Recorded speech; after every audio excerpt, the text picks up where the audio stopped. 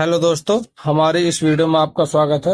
आज हम बात करेंगे भगवान जगन्नाथ की कहानी के बारे में, जो बहुत ही रोचक है।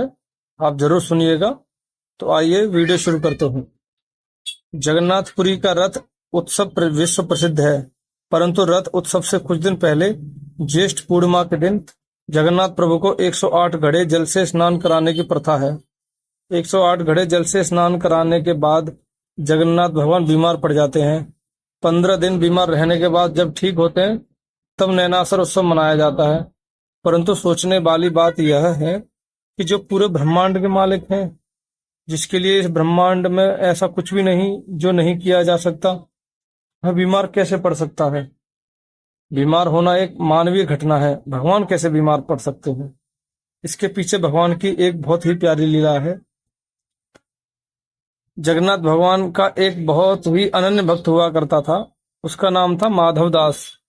जब माधव दास की पत्नी का देहांत हो गया, तो वह पूरे समय भगवान जगन्नाथ की सेवा ही करता, मानो उसका जीवन भगवान जगन्नाथ ही हो। बस सेवा के बाद जो मिलता वह खाता और वहीं जगन्नाथ भगवान के मंदिर के पास अपनी कुटिया में सो जाता।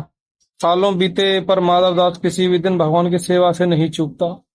दिन तो बहुत बड़ी बात है, वह किसी क्षण भी भगवान की सेवा से नहीं झुकता। जब माधव दास बूढ़ा हो चला, तब वह बीमार रहने लगा। लोगों ने उससे कहा, अब आराम क्या करो, तुम बूढ़े भी हो गए हो और बीमार भी रहते हो।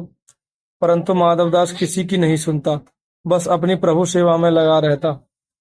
एक बार की बात है, माधव दास बहुत बीमार हो गया। लोगों ने उससे कहा, वैद्य के पास जाओ, दवाई खाओ। परंतु माधव दास सबसे कहता, जिसके माथे पर हो जगन्नाथ का हाथ, उसे किस बात की चिंता। भगवान है ना, वह सब देख लेंगे। यही कहता और निरंतर अपनी प्रभु सेवा में लगा रहता। एक दिन वह अपनी कुटिया में बीमारी की वजह से बेहोश हो भूमि पर गिर पड़ा। तब प्रभु जगन्नाथ प्रकट हुए आम मनुष्य भेष में। उन्होंने माधव दास को उठाकर चारपाई पर लिटाया। फिर उसके पास रहकर ऐसे माधव दास की सेवा करने लगे, मानो एक माँ अपने नवजात शिशु की सेवा करती हो।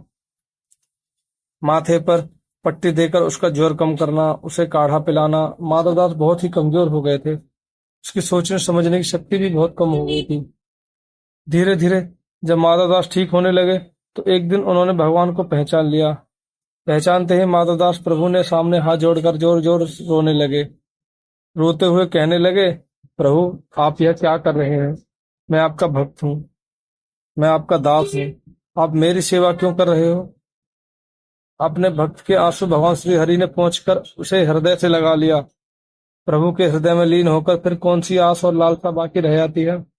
माधव दास को जीवित होते हुए इसी धरती पर साक्षात वैकुंठ का अनुभव हो रहा। प्रभु ने उसकी पीठ को सहलाते हुए उसे चुप कराया।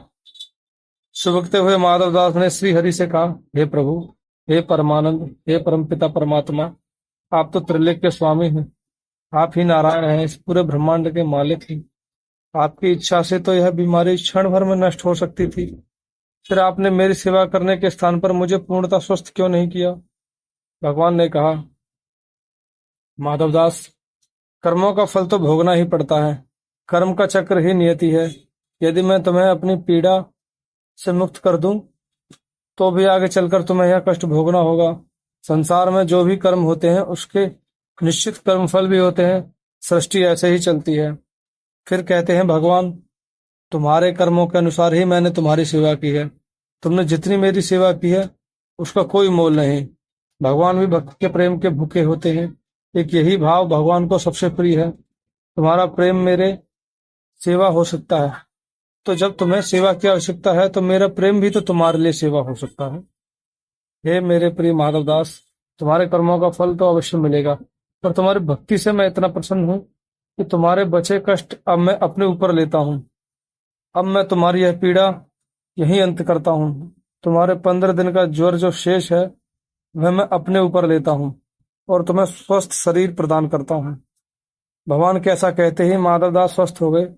उधर मंदिर में ज्येष्ठ पूर्णिमा के अवसर पर भगवान को 108 खड़े जल से नहलाया जा रहा था। नहलाने के उपरांत भगवान का विग्रह जोर से तपने लगा और 15 दिन तक तपता रहा। तब से मान्यता है कि जो भी भक्त की पीड़ा प्रभु हरते हैं, उन्हीं कारणों से 15 दिनों तक बीमार रहते हैं। और इसका कलंक 108 घड़े जल को लगता है। धन्य है वो 108 घड़े जल एवं प्रभु के लीला के अंत। प्रभु की लीला परम्पार है। तो दोस्तों, कैसी लगी है वीडियो? अच्छी लगी हो तो वीडियो को लाइक करें, चैनल को सब्सक्राइब करें और बेल आइकन जरूर दबाएं। जय श्री कृष्ण दोस्तों।